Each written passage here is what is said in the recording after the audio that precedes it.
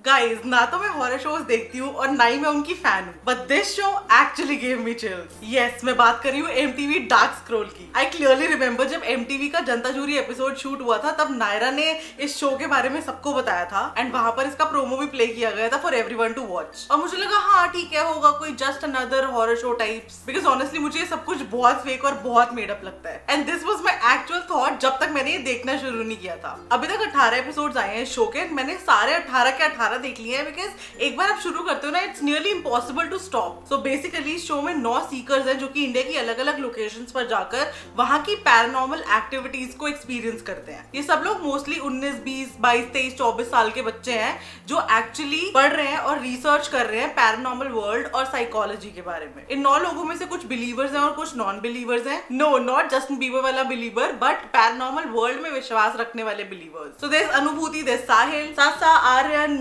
म्यान, Kartik, angel, Partha and Swati. इसमें से बस स्वाति ऐसी है जिसको मैंने अभी रिसेंटली रोडीज कर्म कांड में देखा था। उसके अलावा एवरीबडी इज न्यू। इस शो के होस्ट है अमित साध और इनको मैं लिटरली इनके नचबनिए के डेज से देखा है मैंने। And guess what, he was in Bigg Boss 1 also, जो कि मुझे तो बिल्कुल याद नहीं था, बट उन्होंने खुद ही एक एपिसोड में बताया था। सो ये लोग हर वीक एक नई हॉन्टेड लोकेशन पर जाते हैं एंड वहां जाने से पहले इनकी अमित साध के साथ होती है एक डार्क असेंबली, जिसमें अमित इनको सब कुछ उस लोकेशन के बारे में बताते हैं, वहां की स्टोरीज के बारे में बताते हैं, वो जगह हॉन्टेड क्यों है, किस किस की स्पिरिट्स है वहां पर, सब कुछ बताते हैं। मेरे को इस शो के बारे में लग रहा था कि होगा ठीक है, आपको जाना है हॉन्टेड लोकेशन पे, जाके ऐसे देख के आना है, मुआयना करके के अंदर कुछ है तो नहीं, and that will be all. But भाई दिस इज नॉट दैट। इनकी टैगलाइन ही है, this show is not for the faint hearted and now I know why. It's a whole freaking experiment that they have to conduct. So ये seekers उस location पर जाएंगे, वहां की entities से कम्युनिकेट करेंगे और उनसे क्वेश्चंस पूछेंगे। नॉर्मली अगर आप अकेले किसी बंदे को ऐसी लोकेशन पर रात को जाने को भी बोलोगे ना, तो उसकी रूह कांप जाएगी। और यहाँ तुम चाह रहे हो कि ये लोग जाए और जाके आत्माओं से गप्पे मार के आए, और वो भी अगर आपने ठीक से, मतलब पूरी शिद्दत से नहीं किया, तो आपको एक डेयर मिलेगा। मतलब लिटरली पनिशमेंट में आपको उसी लोकेशन पे पूरी रात बितानी पड़ेगी। मेरे को गूज़बम्स आ गए भाई, इतना जिगरा आ कहां से रहा है लोगों में।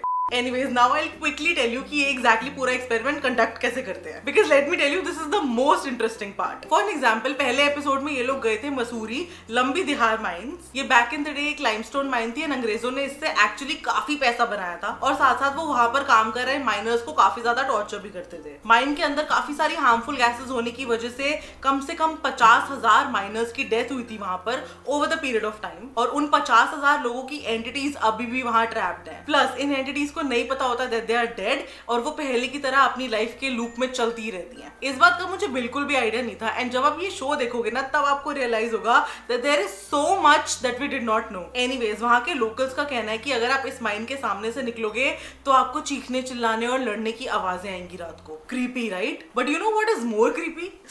ओह गॉड भाई, this is not ready to go. Oh my god, look at that. But you know what's more creepy?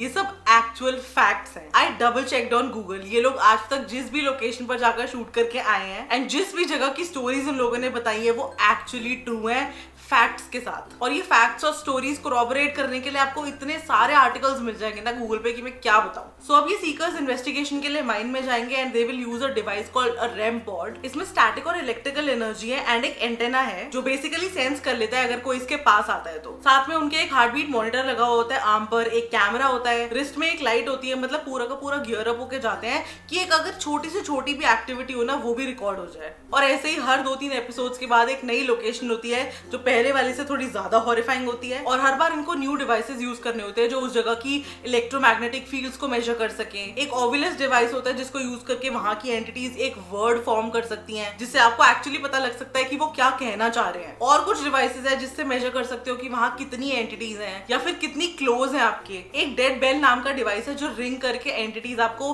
Actually हाँ या ना में जवाब दे सकती हैं। And trust me, it rings a lot of times. इसके अलावा थर्मल कैम और एसएलएस कैम के थ्रू ये एक्चुअली एपिसोड में दिखाते हैं कि कहां पर क्या एक्टिविटी हुई है। एसएलएस कैम जो ये लोग यूज करते हैं, उससे ऐसे स्टिक ह्यूमन फिगर्स जैसे कुछ बनते हैं ग्रीन कलर में, और उसमें दिखाई दे जाता है आपको कि आसपास एंटिटीज हैं और कितनी है। I can't even tell you, but it's crazy. Seekers के साथ साथ इनके पास 2 पैरानॉर्मल एक्सपर्ट्स हैं जो कि इनको इन्वेस्टिगेशन में हेल्प करते हैं एंड उन 2 एक्सपर्ट्स में से एक साइकिक है। बचपन में दैट्स और एवन देखते हुए मुझे लगता था साइकिक सिर्फ फिक्शनल कैरेक्टर्स होते हैं, but this show actually has a woman जिनको विजन्स आते हैं। So before the seekers go to these haunted locations, ये दोनों एक्सपर्ट्स पहले वहां जाते हैं और अपने experience, gut feeling, visions and अलग अलग डिवाइसेस का यूज करके पता लगाते हैं कि वहां किसकी एंटिटीज हैं और उन एंटिटीज से रिलेटेड पूजा को विजन्स आते हैं। डू यू रिमेंबर अभी थोड़े दिन पहले मैंने स्त्री 2 का रिव्यू किया था and while I was watching this show suddenly अपार शक्ति खुराना पॉप्स अप। अब टेक्निकली वो स्त्री 2 का प्रमोशन करने ही आए थे but in a very different way. He literally came and actually performed an experiment. अब इसकी क्या जरूरत थी मुझे बिल्कुल नहीं पता, लेकिन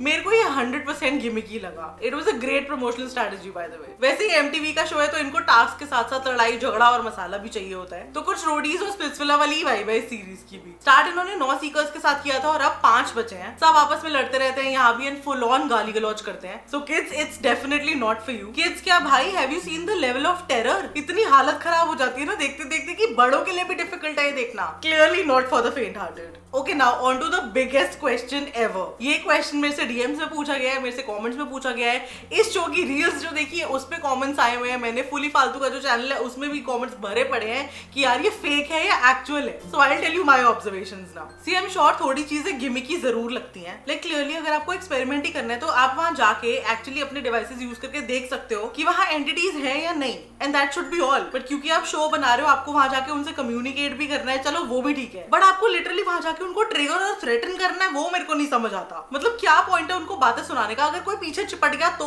उसके अलावा भाई जो बंदा ट्रिगर बनता है वो अलग ही जोन में होता है ओवर एक्टिंग के। मैंने खुद हर बार नोटिस किया है कि यार जो भी ट्रिगर बनता है ना वो ऐसी एक्टिंग करता है to make it more real. वो ज्यादा अफेक्टेड है, as if that person is possessed, या फिर उसको पैनिक अटैक आ जाता है या वो रोने लग जाता है। I don't know what happens, but that clearly looks very fake. ऊपर से भाई इनका बैकग्राउंड म्यूजिक, वैसे भले आपको इतना डर ना लग रहा हो, लेकिन बीजीएम सुन के तो भाई मतलब रोने आ जाए लोगों को। Plus two top it all, ये लोग इतना रोते हैं, चिल्लाते हैं एक्सपेरिमेंट करते वक्त, लेकिन आज तक कभी भी किसी एंटिटी ने किसी को हार्म नहीं किया। मतलब ये लोग बड़ी इजीली उनसे क्वेश्चंस पूछते रहते हैं, वो इनको क्वेश्चंस का आंसर भी देते रहते हैं, लेकिन कभी कोई इनके पीछे नहीं आया और उस लोकेशन से बाहर आने के बाद कोई एक्टिविटी नहीं हुई। That is a little weird. इसके साथ साथ they have a psychic on the show and when I googled it says कि साइंस बिलीव ही नहीं करता कि साइकिक्स रियल में होते हैं। बट अगर एक्सपीरियंसेस की बात करें तो काफी सारे फेमस साइकिक्स ऐसे हैं जो एक्चुअली एग्जिस्ट करते हैं और उनकी प्रेडिक्ट की हुई चीजें सच भी हुई है। Like I don't know if you know anything about Baba Venga. मैंने जो हमने उनकी काफी सारी स्टोरी सुनी है। सो जिनको नहीं पता, Baba Vanga was a blind Bulgarian lady जिनको फ्यूचर दिखता था और उसके विजन्स आते थे। अब आपको भाई गूज़बम्स आने वाले हैं बहुत solid. Imagine she predicted princess Diana's death, sinking of the Russian submarine and 9/11 वाले यूएस टेरर अटैक्स। प्लस